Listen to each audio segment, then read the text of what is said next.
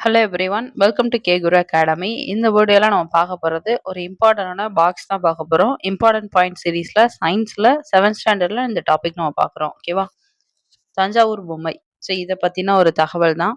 தஞ்சாவூரில் அந்த களிமண்ணால் செய்யக்கூடிய பழமை வாய்ந்த பாரம்பரிய பொம்மையை தான் நம்ம இந்த தஞ்சாவூர் தலையாட்டி பொம்மை அப்படின்னு சொல்லுவோம்.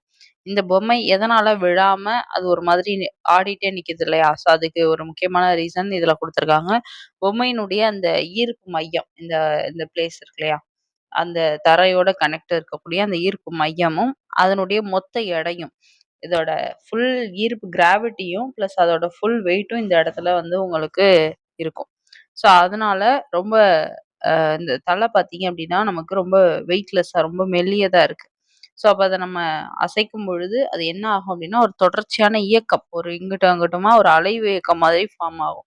அதனோட ஃபுல் கிராவிட்டி உங்களுக்கு தரையில கீழ இந்த இடத்துல இருக்கிறதுனாலயும், பிளஸ் ஃபுல் வெயிட் அந்த இடத்துல இருக்கிறதுனாலயும், அது கீழ விழாம ஒரு இயக்கத்த வந்து ஏற்படுத்துது. ஓகேவா? இது ஒரு முக்கியமான கான்செப்ட் பேஸ்ட் கொஸ்டின். ஸோ இத தெரிஞ்சுக்கோங்க. ஓகே. அடுத்து வேற ஒரு தகவல்ல பார்க்கலாம். Thank you.